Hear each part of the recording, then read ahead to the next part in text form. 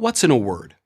Why does it matter whether we call someone who breaks the law to enter the country an illegal alien or an undocumented immigrant? What's the difference between a Christmas tree and a holiday tree? It's just semantics, right? Yes. And no. It is just semantics, but semantics means the meaning of words. Words exist so that we might discriminate one thing from another. Without words, we have chaos. And it starts with the first words. A baby says mama to distinguish mommy from daddy. Words shape how we think. They color how we view the world. No one understands this better than the left. They are the masters of words, because they know that words matter. The left has a special gift for euphemisms, soft words selected to sugarcoat harsh realities so as to make those harsh realities easier for us to swallow. But these soft words are insidious. Their sole purpose is to deceive. Race discrimination in hiring and college admissions is refashioned as the much nicer sounding affirmative action. Who would ever oppose an affirmative action?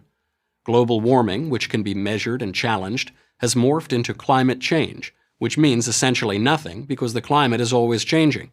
When Barack Obama became president, George Bush's war in Afghanistan suddenly transformed into the far less ominous and threatening Overseas Contingency Operation. That's one way to try to end a war, just rename it. The examples are endless. There's a new euphemism every week. In the make-believe world of leftist language, young criminals have become justice-involved youth. Mandates and taxes are individual shared responsibility payments. Government spending becomes an investment. Wanting to keep more of your hard-earned money becomes greed. Taking more of someone else's money is them paying their fair share. Opposing a Democrat in the White House is obstruction. Opposing a Republican in the White House, resistance. In the name of diversity, the left enforces intellectual conformity. It censors opposing views in the name of tolerance. And it labels all non-left views hate speech.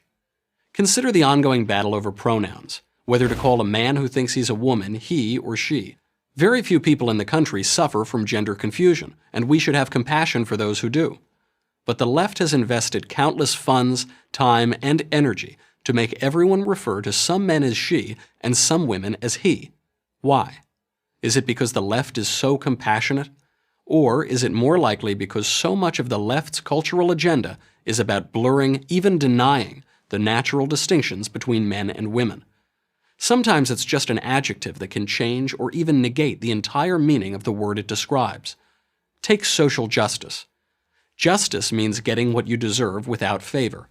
Social justice means getting what you don't deserve because you are favored. Here's one we hear a lot these days. My truth. Truth is reality regardless of any individual's feelings or perceptions. My truth is how I perceive things regardless of how they really are. And how about same-sex marriage? Let's not get into the politics. Let's just look at the language.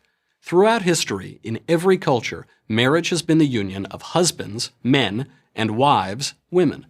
Same-sex marriage is the union of men with men or women with women, but it is most certainly not the union of husbands and wives.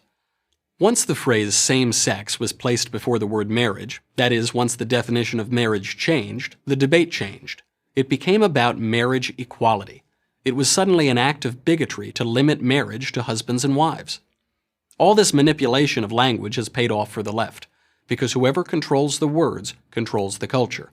Don't believe me? Just try using plain language instead of the left's politically correct jargon. But be careful.